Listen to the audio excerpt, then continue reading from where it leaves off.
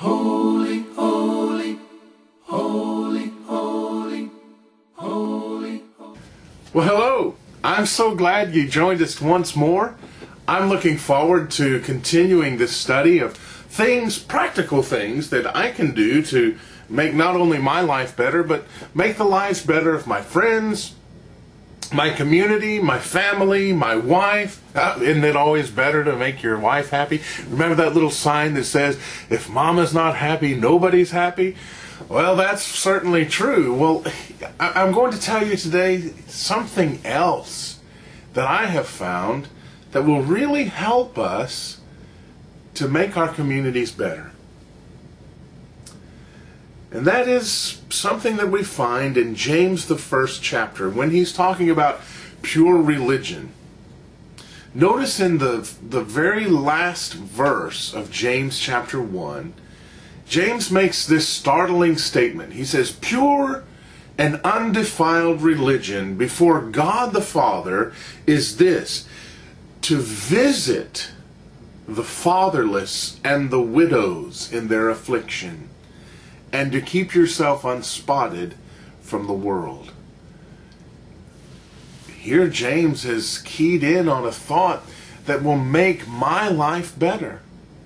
That will not only help me, but will help these fatherless, these widows. Visit them. Now, it does mean to go by their house and knock on the door and say, hey, how are things going?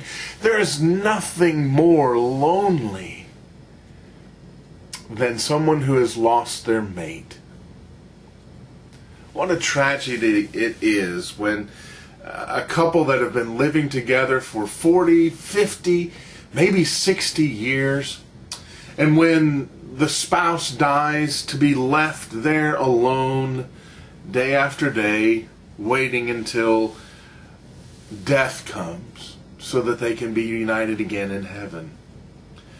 The loneliness of being alone without your lifetime mate is a struggle. Have you been to a nursing home?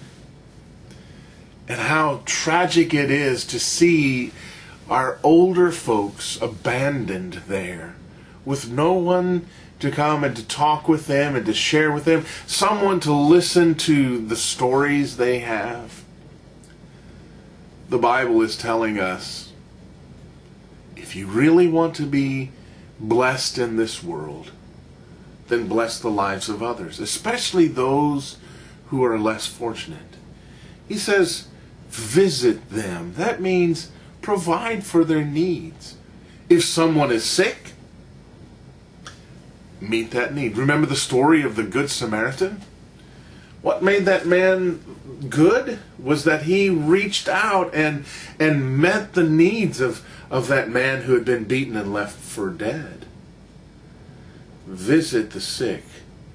You may not be able to heal them, but you can sure make their time while they're sick better by being at their side. The elderly. We have so much of a generation, the last generation that fought in World War II, that is passing on, and it's people of this generation that are so lonely and need us at their side. Take a few moments of your time every day, or at least once a week, to go and visit these folks. And while you're there, if you notice that they're not eating like they should, if there's things that are wrong in their house, hey, change a light bulb for a little old lady. You know, they can't get up on a ladder and change their lights. Take a meal over to the little man that lives down the street, and you will be blessed because of it. And we definitely live in a time when there are very many who are poor, who have less than we do. And when we have more, we should share with those who have less. It's easy for us to become complacent in our lives. So, as we live this life, there are some things that we need to realize. I'm not here alone. The things that I do affect everyone round about me. And if I live in such a way to bless others, then my little world is going to be better. And maybe through my realm of influence, my scheme of influence, maybe somebody else will catch the fire of serving others. I hope that this little series has been a blessing to you. I know it has to me, and it's encouraged me to get up and get out and to live better and to do better. Let's all study our Bibles, and let's all use the time that God has given us wisely to help those who cannot help themselves. I appreciate your listening. If you ever have any questions or comments, well, look on the website, and there is an email address, chasejoseph@yahoo.com. If you have any questions or comments, I'll be more than happy to correspond with you. In fact, we even have a Bible correspondence course that you can take either by email or you can take it by regular standard mail, snail mail. They still have that, you know. Whatever your need is, we'd be happy to help you in any way that we can.